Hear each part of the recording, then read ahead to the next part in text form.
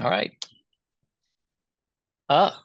By way of introductions, that's me. I've had several different careers at this point: aerospace, search technology. I wrote a book for search at one point and swore never to do again. At GitHub, I did code search, worked in data science with Hamel.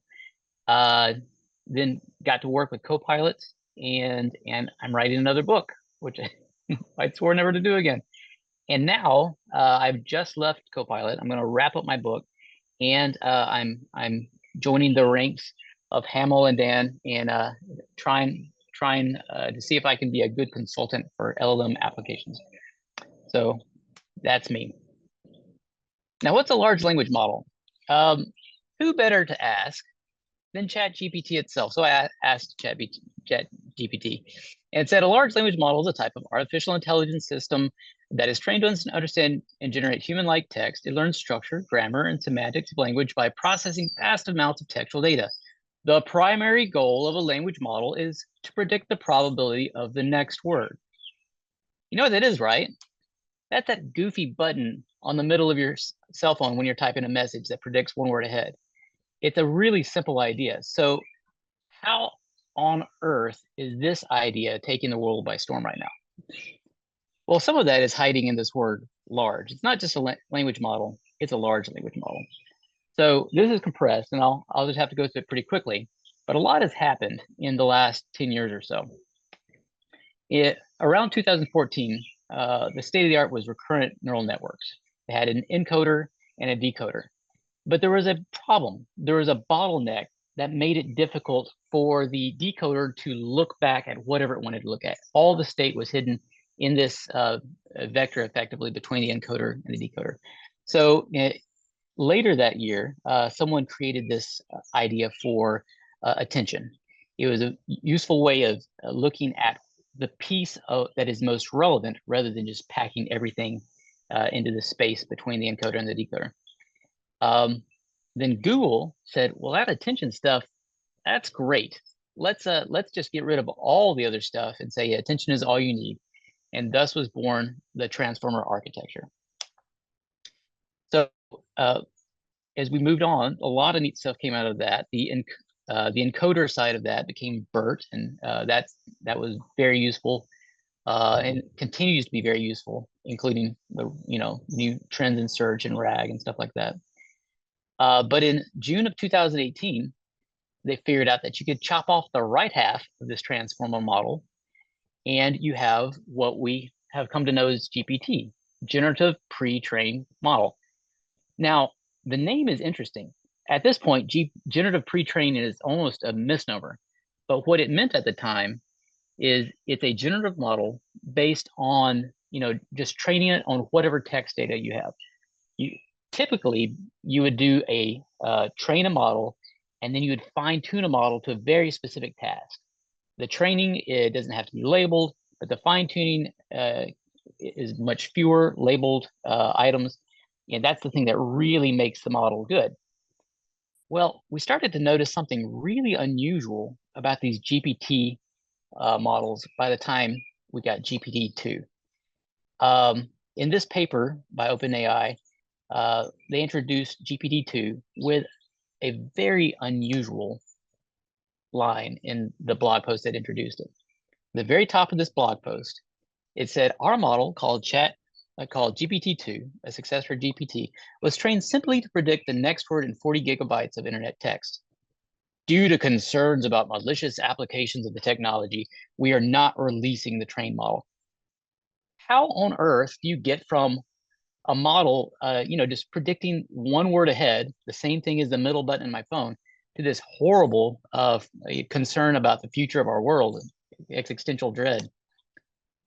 Well, if you look a little bit deeper, it turns out that these things were, even though they were pre-trained, they were not fine-tuned to a specific cause.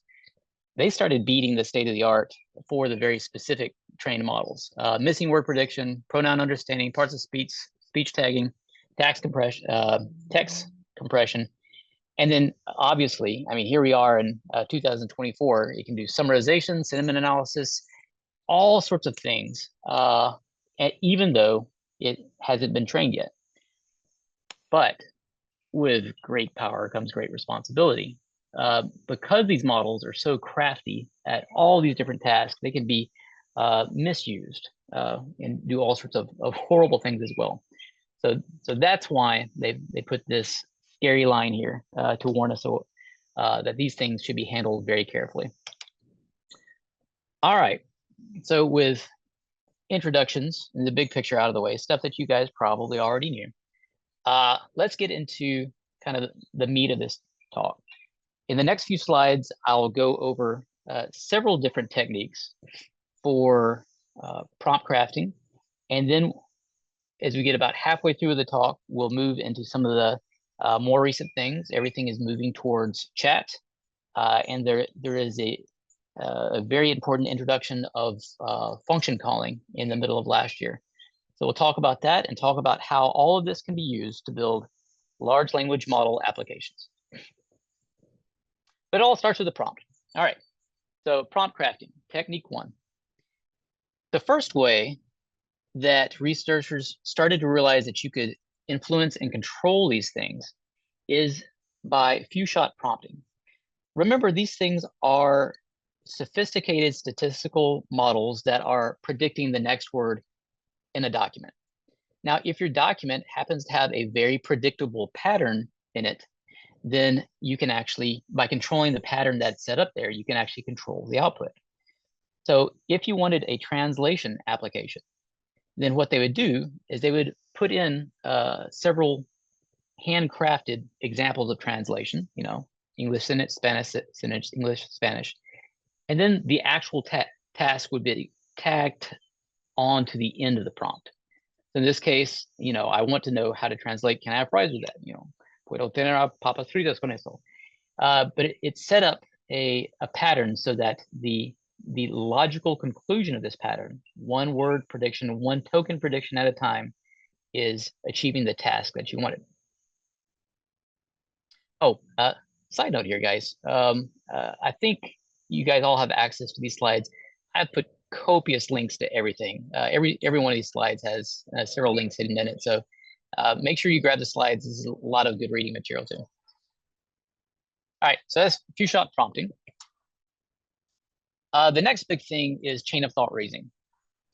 One of the early things that everyone noticed about these models is that even though they're really good at predicting plausible next words, they weren't terribly good at reasoning, at just normal logic. They were especially bad at math. And so an example of this are these little goofy word problems. For example, if we say it takes 1 baker an hour to make a cake, how long does it take 3 bakers to make 3 cakes? Well, a statistically plausible quick answer to that is just 3. That's if you're not thinking, you might even say that yourself, but it's the wrong answer. It's still going to take an hour to bake all those cakes. So with chain of thought reasoning, they use few-shot prompting again, and they built up several examples of giving the model a similar question, and instead of you know, having the model just say an answer, they would put in the voice of the model. They would say, "All right, here is how you think through the problem." And this is just, you know, for lack of space, I've only put one example. But in this case, we have, you know, Jim is twice as old as Steve, blah blah blah, and the answer, rather than just saying the answer, Steve is 6. We have the model actually think through the problem, and we write it out as kind of a verbal algebra problem. But this sets up the pattern. Again, the model is predicting the next word. And since there is a pattern in this document for thinking slowly and deliberately to the answers, then you're much more likely to get a long form answer like this. And it's kind of interesting what's actually happening here once you peel back the cover a little bit. These models don't have any internal monologue like us. If we were given this problem, then we don't just jump to an answer. We reason about it. We visualize the problem in our head. We talk to ourselves, you know, talk through the steps of this problem. We don't say it out loud. But since these models don't have any sort of background reasoning, they just, you know, every single token is the same calculation, chunk, chunk, chunk, chunk, chunk. Then by encouraging the model to, and by conditioning the prompt to spit out an elaboration of the concept, an explanation of it, then effectively what you're doing is replacing that internal monologue of the model, and it helps the model to have more of a scratch space and come to a more reasonable answer. In this case, sure, it's made up, but you can see that the model, it takes time to talk about, the reasoning, and it comes to the correct answer.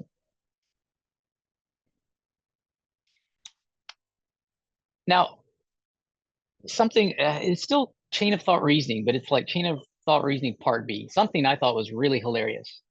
Just a few months after this paper, so January 2022 was this paper, and May of the same year was this paper. Someone figured out that instead of going to all the work of curating good examples of problems that are similar and crafting the answers, stuff like that, you just have to start speaking for the agent right up front. You just say, if this is a query, then rather than just putting a colon and waiting for the model to make a completion, you actually say, well, all right, let's think step by step. You, the application developer, type that. And what does it do? These models predict the next word. So if those were your previous words, your next word is not going to be 3.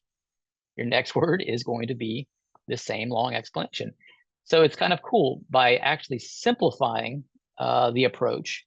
They actually improved it in a couple of ways. For one thing, you don't have to craft all these examples. For another thing, it is, if you guys are using few shot prompting, one of the things that you need to be conscious of and like watchful for is sometimes the few shots actually bleed into the answer. It sort of tends to bias the answer, so you have to be on the lookout for this. This totally got rid of this. There's nothing to bleed into the answer. And finally, prompt capacity is always a concern. It's way shorter to say, let's think step by step, as compared to coming up with a bunch of examples. So a really neat and simple innovation. All right. The third technique, and the last one that we'll talk about for today, is document mimicry. I think it is the most important one of the 3 that we're talking about, though. What if you found this little yellow scrap of paper on the ground? It says, my cable is out. I'm going to miss the Super Bowl, but it's ripped in half, and you don't know what was above it. You don't know what was below it. If you were to look at that as a human with your own language model built in your head, what do you think would be the next words on this scrap of paper? You might think, well, I don't know. It's a sob story. He's gonna go on and talk about, oh, I invited my friends over and they're all gonna make fun of me, something like that. But what if you happen to see the full paper and it looked like this? There's a lot more information here. And it's starting to demonstrate what I'm talking about with prompt crafting with document mimicry. There's been a lot of documents that have gone in to train this thing. GPT-4 has read the internet, 5 times or something.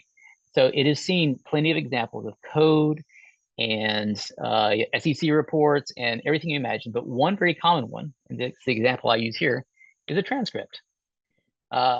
The model has seen enough transcripts and training to know that a transcript might have some sort of heading to explain what it is. And then it's usually a conversation back and forth between, a couple people, or maybe it's like a play script, it has several actors involved, but it's something that the model is going to be very aware of and much more easy to replicate and to predict next tokens when it already has such documents in its training set. But look a little more closely. There's other aspects of this too. In just the same way that transcripts often have kind of a lead-in to explain what it is, we can include that here and condition our own transcript. In this one, we say that the following transcript is between an award-winning IT support rep and a customer. We could have said it's between Blackbeard the pirate and a customer, and it would have conditioned the model to respond very differently.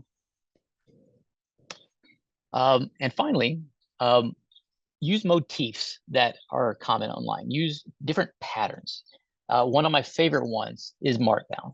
it's the, all the READMEs on GitHub are in Markdown. All the blog posts in several different frameworks are in Markdown. All of Stack Overflow is in a flavor of Markdown. So when you use Markdown, you can really do good things to condition the model. In this case, we've used a title Markdown to say what the document is. We use a subtitle for the customers to start the customer role. We use another subtitle to start the support assistant. So just like you, a human can predict what's going to happen next, there's a really good chance that the model is going to see this and understand what those pounds and everything, what the structure is all about.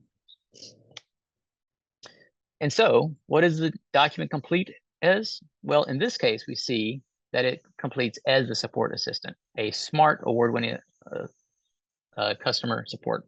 Let's figure out how to diagnose your problem. All right. So with those little tidbits of prompt crafting, I'd like to jump up a level of abstraction to some of the main overarching intuitions that I have for prompt crafting. And that is that LLMs are just dumb mechanical humans. So for example, large language models are better at understand better when you use familiar language and constructs. It's seen a lot of English. It's seen a lot of languages, but make sure to use, the behavioral copycatting of stuff that is likely in the training set. Large language models get distracted. This attention mechanism is finite. So one of the temptations, especially when you're doing stuff with RAG, which we'll talk about in a little bit, is to just pile the prompt as full as you can, get it just almost to capacity with information that might be useful for the model. It's often a mistake because a lot of times the models can get distracted. I've even seen situations where your intermediate context goes on for so long that the model forgets the original request and it just continues completing that context. Large language models are not psychic. So if the model doesn't have information from the training, and if the model doesn't have information from the prompt, there's no way on earth that it's going to figure it out. Super important because a lot of the applications that we develop have to do with, documents that are behind a privacy wall, or recent events in the news, or answers from like an API, like a trial or something like that. You have to find some way of getting this into the prompt. And finally, models are dumb mechanical humans. If you look at the prompt and you yourself can't make sense of it, a large language model is just hopeless. That's probably the prime directive there. Grab a sip of water.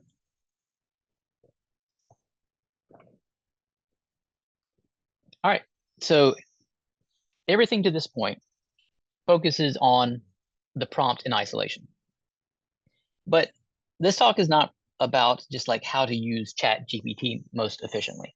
We actually want to build full applications on behalf of our users.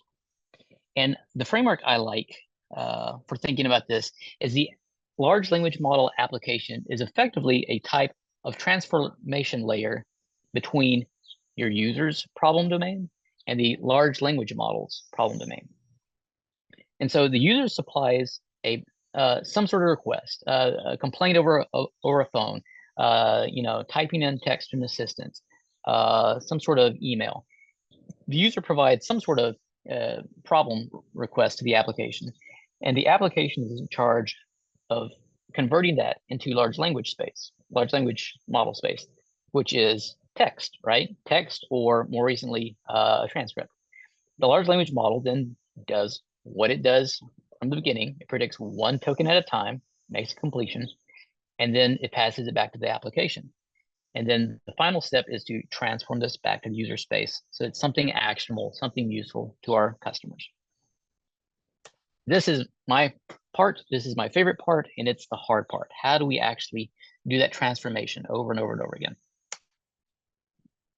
All right, so creating the prompt. In a simple version of this, and this is, for the time being, is focused more on like completion models, like Copilot completions, right? Creating the prompt involves collecting the context that is going to be useful, the stuff that's not there in training already, ranking the context to figure out what is most important, because you're not going to fit it all, trimming the context, shrinking down what you can and throwing away, what could not be shrunk down, and assembling it into something that looks like a document that is hopefully in the training set, right? Remember, document mimicry. So as a quick example, let's just glance at how this works for Copilot code completion. The content that, the context that we collect are several things. Obviously, you're typing in a document right now. You have a file open and, you're getting ready to complete a function. So the current document is the most important piece of context. But we also found out early on that open tabs are important. And think about it, as you're using an IDE, you're often referring to an API that's implemented in one of your open tabs, use case that's in another tab. You're looking through these tabs. They're open for a reason. The next thing are symbols. So if you are getting ready to call a function, wouldn't it be great if we actually had the definition of that symbol in the prompt as well? And finally, the file path. These models, I don't think, are trained with the file path in mind. They're just trained with text. So it is actually a really good piece of information, especially with some of these frameworks like Django and Ruby on Rails, where all the code is in a particular file.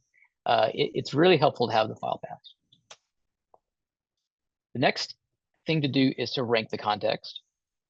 The file path was actually deemed to be the most important for the sake of prompt crafting, because it carries a lot of information that is important, and it is also so very small that surely we can fit it. So it's first place. Second place is the current document. Third place is the neighboring tabs that you have. And the fourth place was my baby symbols. This is a thing that I did research on. It was not deemed to create a statistically significant increase. So for the time being, we've shelved that. But I really do hope they go back So just and to ask a invest some question time in here. that. This is, I think it's really interesting. Like one of the tips I have given people a lot when using Copilot is like open the tabs, things you might think are relevant. Do you think, is that like, do you know if there's any ongoing efforts to kind of like remove that constraint, like have Copilot somehow more statically analyze your code base, and like There, bring in those, or is it still only open tabs, or do you know? symbols is effectively an Mm. investment towards that, and I think they need to go and revisit that again. I think we were onto something, but we just didn't find the magic bullet with that. Copilot completions, after a little bit of slowness for the past year, they're really ramping up investment in that right now. So I would expect it to get better in the coming months. Have y'all learned anything from Cursor at all? Because I mean, have you used Cursor, by the way? It's like I've this not used it. ID. It's kind of like it's a product that's built on VS Code, and it sort of, it's basically a Copilot plus plus, but it like has like RAG in it. You can index your code base and index documentation. It's kind of cool. Uh, but don't worry. I mean, if you haven't seen that, I'm just curious if any of those things being brought in. We kept our eye on some of our customers. I think SourceGraph was the big one that we followed for a while, because they Hmm. had some really, really neat stuff out. But mostly that these days, I think the research is getting ready to be kicked back up right now. So we are starting to look around again, I think. Shall we? Cool. Yeah. Go ahead. All right. So once we know what's most important, we trim the content. So we're definitely going to keep the follow path. If we don't have room for these open tabs, then we've still got to keep the current document. So finally, if we don't have room for the full current document, then we chop off the top of the document, because we absolutely have to have that bit that's right next to your cursor. And finally, you assemble the document. And here's what it looks like. At the top, we inject that file path. That usually makes sense to the model. The next bunch of text is snippets from your open tabs. And here again, you see we're doing a little bit of document mimicry. We have the // comments for Go. If this had been Python, it would have been a pound there. And we pull out little snippets. We tell where the snippets are from, give just a little bit of extra context that might be helpful for the model. And finally, the current document all the way up until the cursor. And even with the old completion models, we included the text after the cursor as well in the suffix. All right, the introduction of chat. So things have been moving very quickly, and especially for someone writing a book about this stuff. Chat was a later chapter of our book, and now it's chapter 4 after realizing that it was completely eating the world. Remember this document earlier, this IT support thing? That has become basically the paradigm that the world has shifted to for a lot, not all, certainly not all, but a lot of applications. They like this back and forth assistant thing. So much so that OpenAI and now other places are training models with a special syntax, chat ML, to indicate that this is not the customer anymore. This is the user, and this is not the support assistant. This is the assistant. We have 3 roles now that are encoded in this special format. It always starts with a special token, IAM_start. That's 1 token. Like if you were to type that into ChatGPT, it's actually a fun thing to do. Type IAM_start and then say repeat what I just said, and it'll say you didn't say anything because it can't. The model doesn't. It didn't allow you to even type that. It's followed by the role, followed by the content, and followed by the special token IAM_stop. Now, you don't have to write that text. That's all done inside the model, behind the walls of the OpenAI API. Instead, you use this really simple API. You specify the role and the content. It's the same messages. There's a whole lot of benefits to doing this. For one thing, assistants are one of the favored presentations of large language models and large language model applications right now. It's really easy to implement them this way. In the old days, we used to have to, use document mimicry and kind of trick it out to make it work that way. System messages are really good at controlling the behavior. They've been specifically fine-tuned to listen to the system message. The assistant always responds with a complete thought and then stops. Whereas before, if this was just like a plain document, you'd have to figure out some way to trick the assistant into stopping. Safety is baked in, which means that an assistant will almost never respond with insults or instructions to make bombs. An assistant will almost never hallucinate false information. That's really kind of neat how they accomplish this with RLHF. And finally, prompt injection is almost impossible because as a user, you can't inject these special tokens, and so you can't step into like a system role or something like that. So it's a really neat way of implementing it. But we weren't finished yet. Halfway through last year, June 13th, OpenAI introduced tool usage, which again made a lot of really interesting changes. With tool usage, and I apologize, a lot of you guys I'm sure have seen this, but you specify 1 or more functions. Functions have names. Functions have descriptions. Functions have, arguments, parameters that go into it, and they all have descriptions. And it's really important to do a good job about naming and describing your functions and their arguments. Why? Because large language models are dumb mechanical humans. So if they're reading this, they need to have something simple so they can understand how to use the tools as correctly as possible. So this is the get weather tool. In order to use the functions, we effectively use the same chat API we saw in the last slide. A user might come in and say, what is the weather like in Miami? So that's what we send to the API. Now the model at this point has a choice. The model could see that it has this function and choose to use it, or it could just answer. But if it has this function, it will typically say this. Instead of actually saying back to the user, it says, all right, I'm going to call get weather, and these are my arguments. Okay, once that comes back into the application, then it's your job as the application developer to actually say, okay, it's called our tool. It wants to make a request.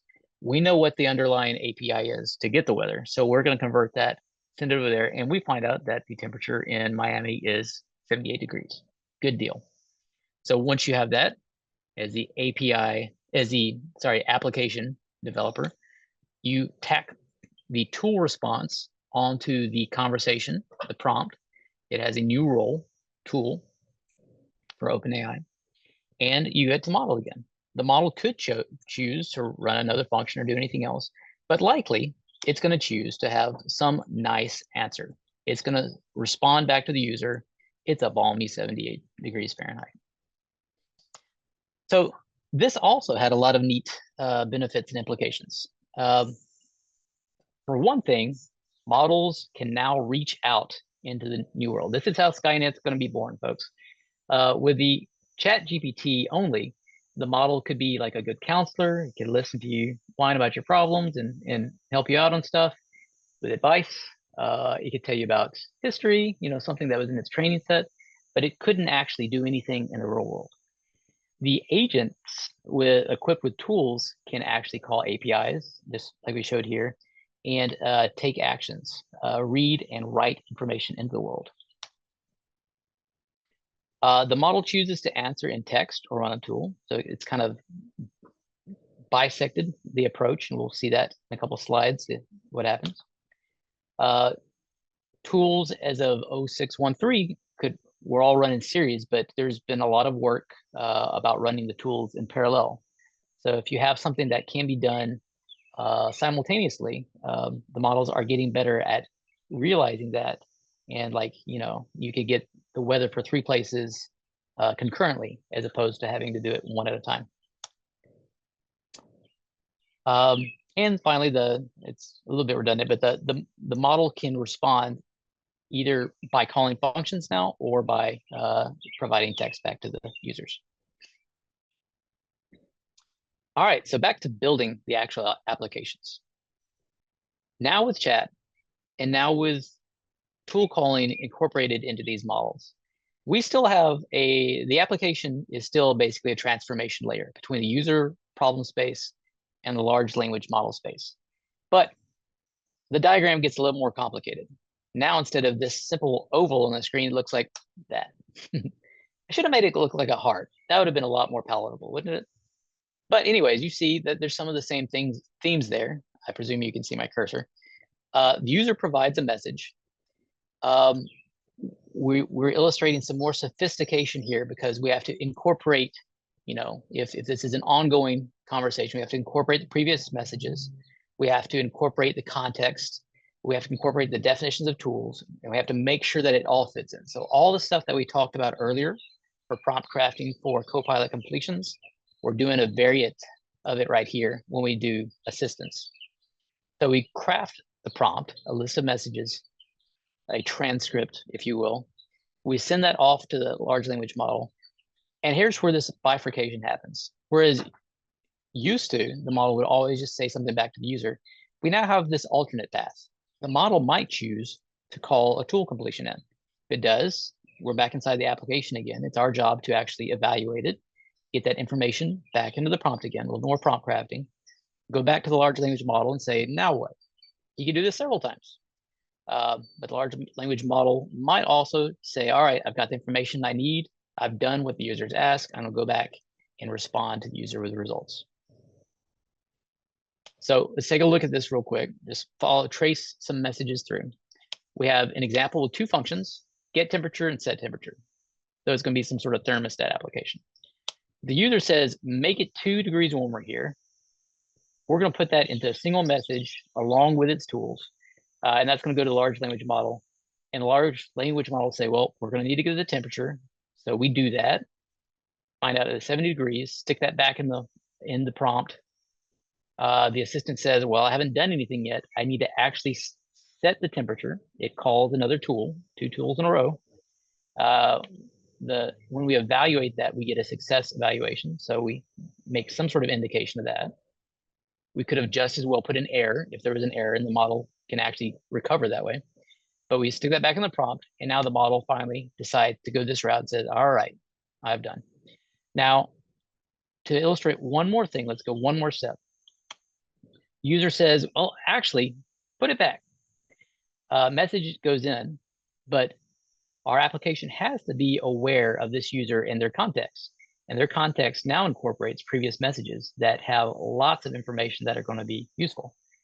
So the assistant says, I can see that the temperature was 72 and it used to be 70. So I'm going to set it back to 70. It evaluates that and the model says success. And the assistant says, all right, I'm done again. Thank you. All right, so what does that look like for Copilot chat? Now, it's going to be pretty similar to the slide that we showed earlier for Copilot completions.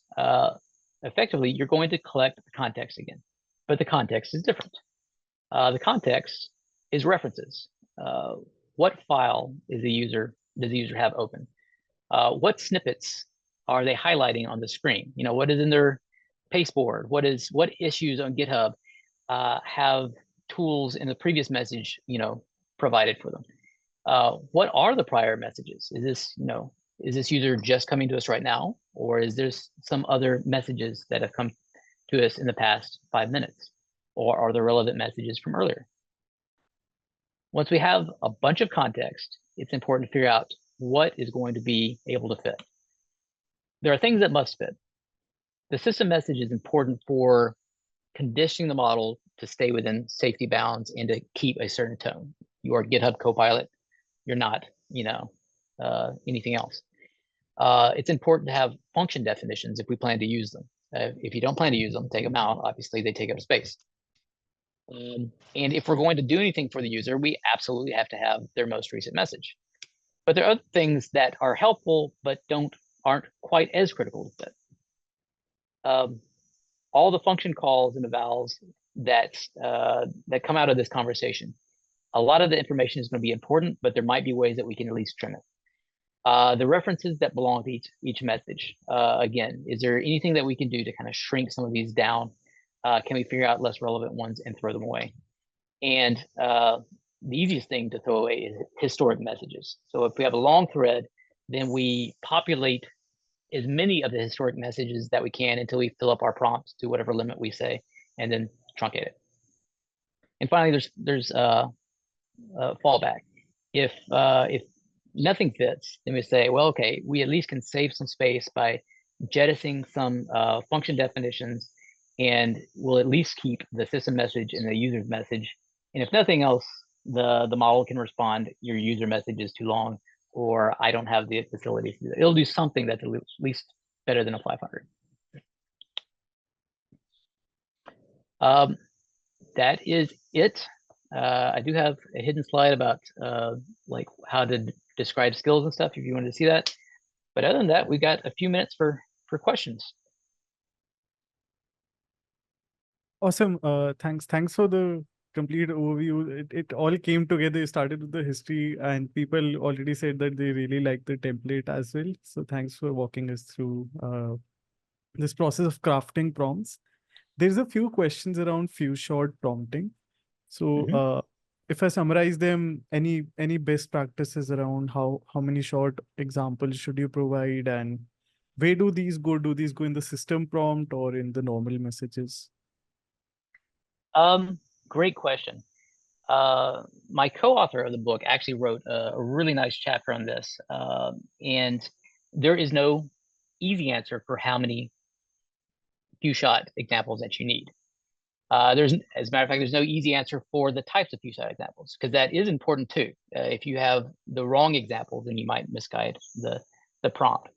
But there are some tidbits that you can use to make an educated guess at it. Honestly, I need to go back and reread the chapter myself, but there are ways that you can look. You can do this with completion models. You can look at the log probabilities of the predicted tokens that are coming out of the model, and you can say, if I put, you know, 3 few shot examples, then is it starting to get the swing of things? Are the log probabilities getting higher because it's guessing right, or is it still just kind of wild guessing? If you put a whole lot of examples, the log probabilities, and it is a very tight pattern, then the log probabilities you'll see it kind of gets high and it levels off. It's learned all that it can from above there, and maybe you should trim some out. So he talks about that. Albert talks about that in the book.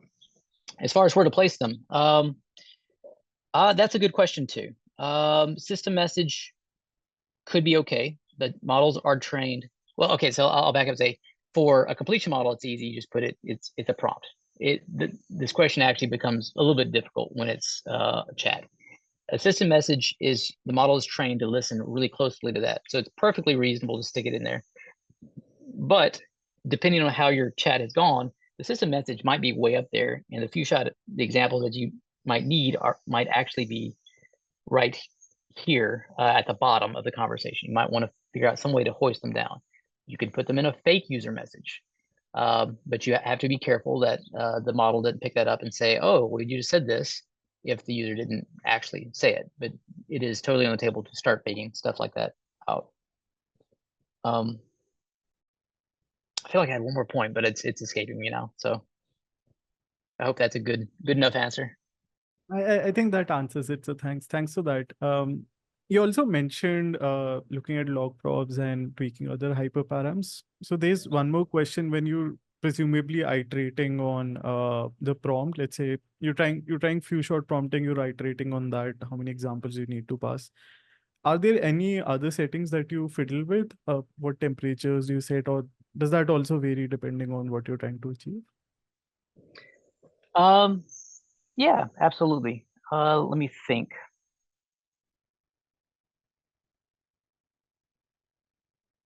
All of them are fun to play with and become familiar with.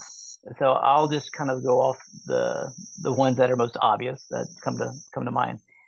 Temperature, of course, is fun to play with. I think of temperature as being the blood alcohol content of the model.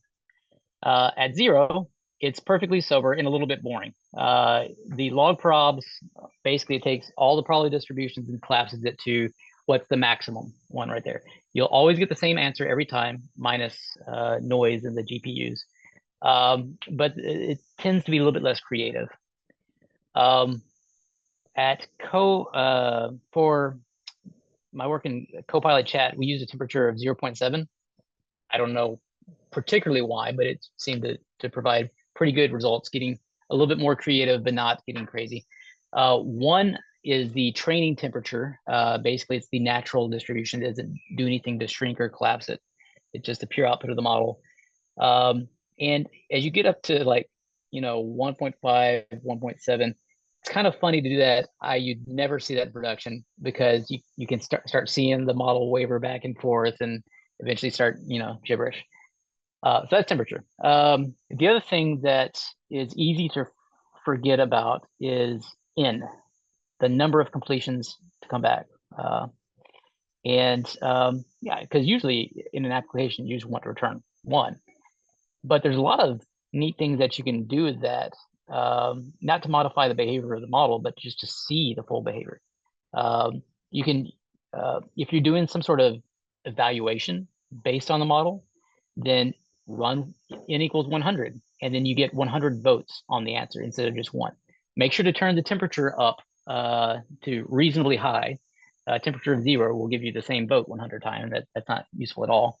But N is a good way of seeing all the possible answers, post-process, do post-processing on everything and get a little bit better rounded answer, better research on stuff. Is there any other parameters anyone has in mind? I feel like I've done some fun stuff with the other ones as well. I think we'll stick with those for now, unless you got one right now.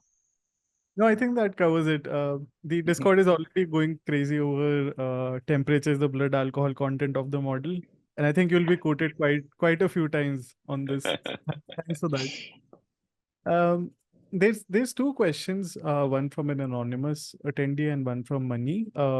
Let's say you're trying to work on a transcript and you want your model to summarize it. There's 2 ways. A, you can ask it to think step by step when you want to presumably have the model reason about it. But then how do you go from that to having the model put it in a structured format that you expect? Like a template, let's say.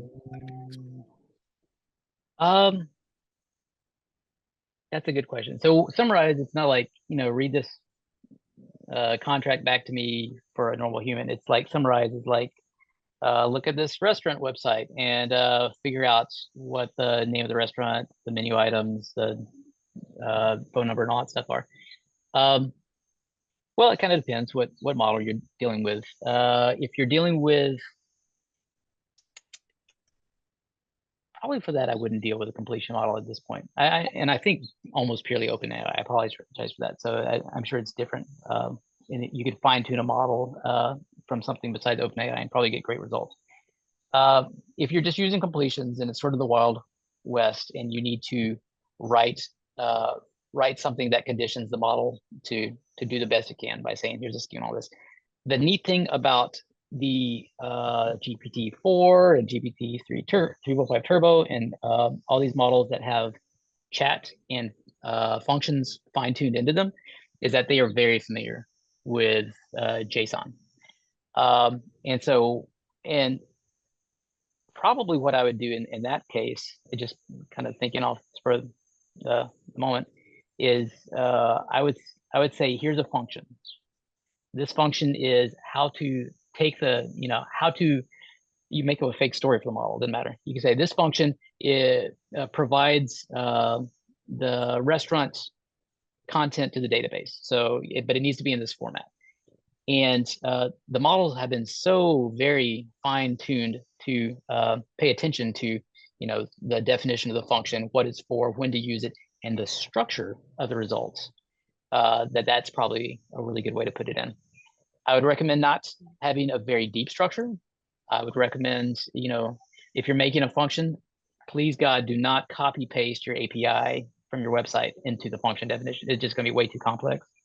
So be very cognizant of, how simple it is. And then maybe one step further, if all that stuff doesn't work, then it's probably too complicated.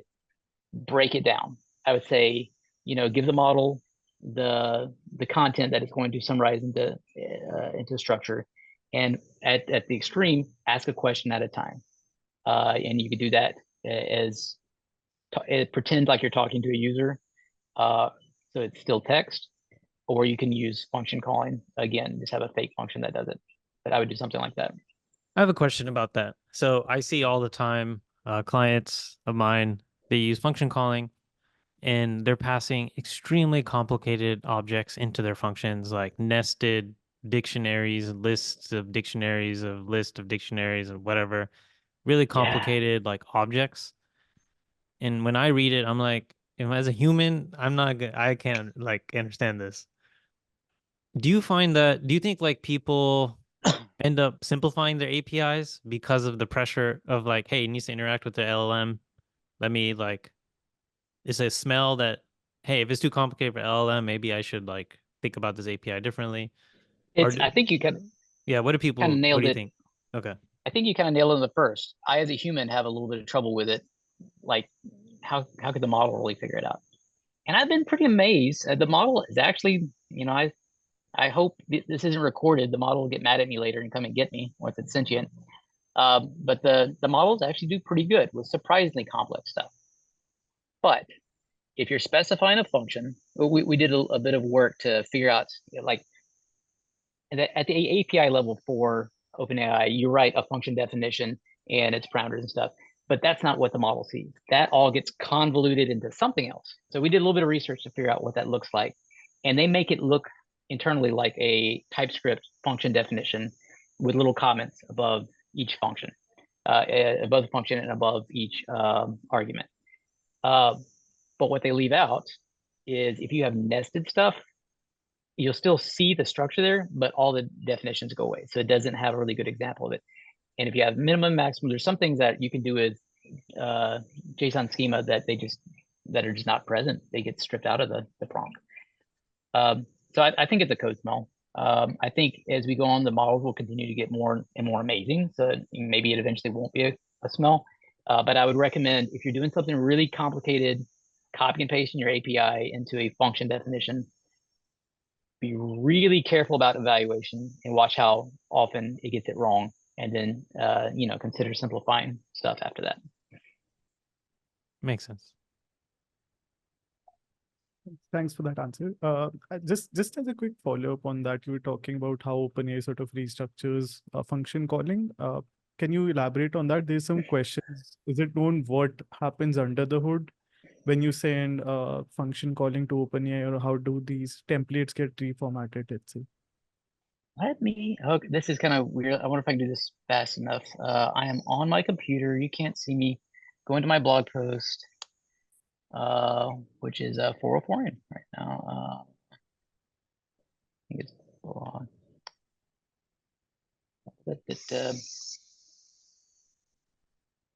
Yep.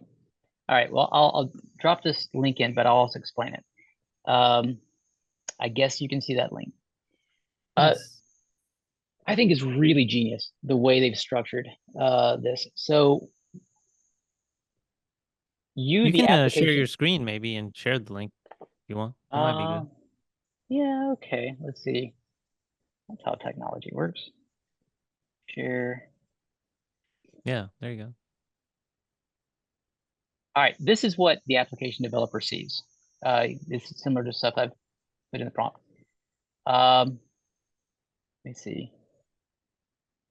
Oh, it probably doesn't have all the bits I want to talk about though. You have led me astray, Hamill, or I've forgotten what I written. I've tried to look at the OpenAI prompt. I have like this one here. And it kind of is like when I look at the output of that, it kind of looks like exactly what you're saying. There's like comments. There's like a kind of a TypeScript type thing. Yeah, I'll share that on my screen because Okay. that's the bit.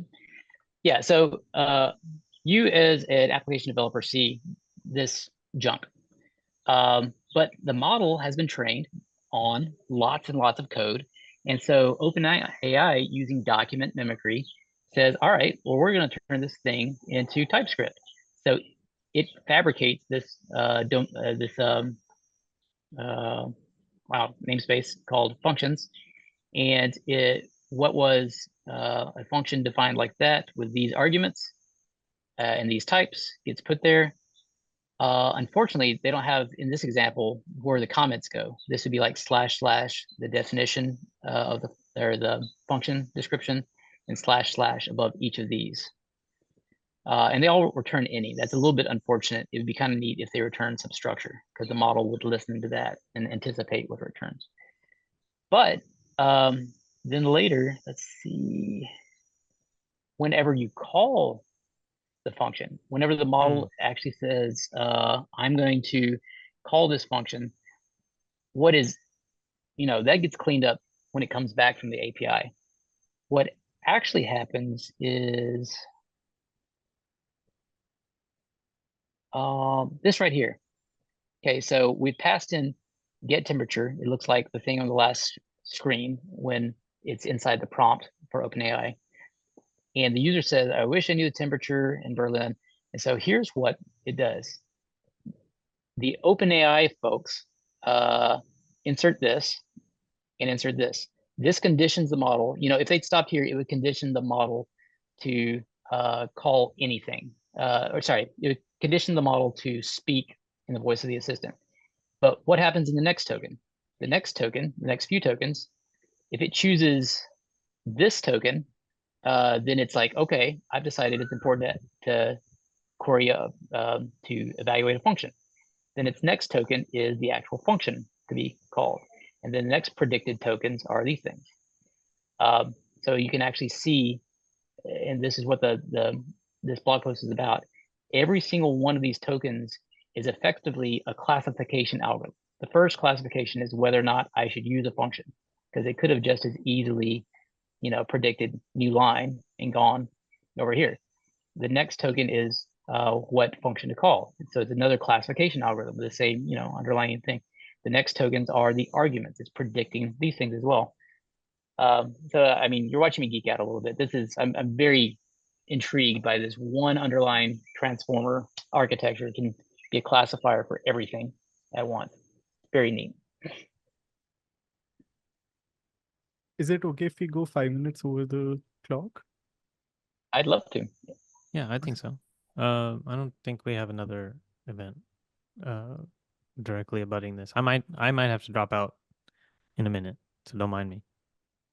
No problem. The next question is by Nitin. Any best practices on how to get better code outputs? Or his complaint is like sometimes when you ask ChatGPT, it like leaves these to-dos and you have to like go back and forth between them, and presumably you're trying to get it to complete a file. So any best practices around that? Now I'm going to presume that we're talking specifically about Copilot completions at this point, as opposed to like some arbitrary application. But it's a great question. One of the things I hate the worst is when I put a $ in my code and it auto completes, this is garbage code or something like that. It's like, that's insulting. That was uncalled for. Pretty much use the intuition that I gave you several slides back to see how the prompt is actually created. You know that one thing guaranteed to be in the prompt is everything just right above your cursor. And you know that these models are conditioned to predict the next token. So if you set it up, a lot of times if I come to some idiom in Python that I've forgotten about, or I'm getting ready to write some sort of SQL statement, and it's like, how did you do this outer join type thing? I won't write it. I'll just write a comment that says, for the next lines, here's what we're going to do. Here's how to do it, : and then that's one way of coercing Copilot to doing exactly that. Other than that, write good code. one thing that we've noticed is Copilot is really good at completing code in the same style as you. So we've noticed that if you have sloppy code, it will actually, with high fidelity, create sloppy code, mimicking what you've done otherwise. That was not a personal insult. That was just kind of a funny thing that we noticed. I felt very insulted by that. I do too, when it completes that way for me. Thanks for that answer. Hamel just dropped off. I know he has like strong opinions on this, but curious if you have any thoughts on tools like DSPY that sort of do this auto prompting or like iterate on a prompt. Any thoughts on such tools? I come in very opinionated on this too, but I need to reevaluate my opinions. My opinions are forged in GitHub, where basically we were doing everything bare metal, just talking directly to OpenAI. And I would encourage everyone to at least spend a good deal of time talking directly to the model, because you'll gain a lot of intuition about how these things think. Really, it's kind of like you get to know your friend. One of the things that DSP and LangChain to an extent does that is frustrating when I run into them is it hides what's happening and takes away some of the knobs and dials that you can turn. That isn't to dismiss them though. Like DSP, someone was asking about how to do the best few-shot examples. My limited understanding of DSP is like it does a good job about automatically figuring that out for you and saving a lot of work for you. And that's neat. So I hope to get more familiar with a lot of those tools as well. But do both. This is a recurring theme throughout the conference, that spend more time talking to the model and you'll gain more understanding. So I guess everyone should do that a lot more. I'm just sifting through the questions, trying to pick the last two. There was one that I really liked. Do you have any resources for prompting multimodal models? Oh no, I actually don't yet. That's a complete blind side in my experience right now. But I will finish this book, and then I will expand my horizons again, and I look forward to getting into that. Okay, maybe there'll be an extra chapter in the book on this. Maybe. Or an extra edition or something. It'll all be different next year anyway. There was also one that I wanted to ask. There's been this insane growth of different prompting techniques right around Chain of Thought, when Chain of Thought came out. Are Mhm. are any other useful, like this tree of thought, and there were like so many that was just like going viral at that time? Do you find any others useful? Sure. I guess I can Two, rephrase saying, no, are there any others that are worth knowing outside of chain of thought and few short prompting? absolutely. Two that come to mind immediately. If I can remember the names, there's three. The two that come to mind that are actually probably the better ones to talk about are React and I think it's Reflect or Reflective. Reflect. React is basically what you see when you see the typical function calling of an OpenAI assistant. It is what it was patterned after. It says, you have several functions that are defined, fake functions. This is in the olden days when it was just a prompt. It was not, messages and functions. This is fake functions. Can you figure out how to use a function to evaluate something? And then they have like one of the functions is special. It's like it's the this is the answer function. And so when the model calls that, you got the answer. It's just a really nice way of reaching out in the real world. It was kind of some of the early RAG type stuff. It's where the model gets to choose what it wants as opposed to dumping in RAG manually. So that was a really good pattern. Another pattern that almost piggybacks off of that is reflective. Pretty sure I got that right. But the idea is basically you do whatever, you've got some sort of prompt that's supposed to achieve a purpose. And you're probably going to do that using React or something like that. It achieves a purpose. And here's the answer. Now, reflective, it actually takes the answer and it says, is this really the answer? If it's a code, it runs it through like unit tests. It does whatever it can to check it. And the error messages get piped back into the prompt and says, here's what you did. Here's the situation it led to. Can you learn from this and correct? And you do that a few iterations and you have a much higher success rate. So I think that's kind of a neat approach for making sure that answers are correct. Awesome. So many ideas to explore. I think I'll try to wrap up now. So thanks again for the awesome talk and also taking the time to answer these questions. I'll put your books link and your Twitter again in the Discord channel, and I'll ask everyone in the Discord for an applause for the talk. But thanks again for your time, John.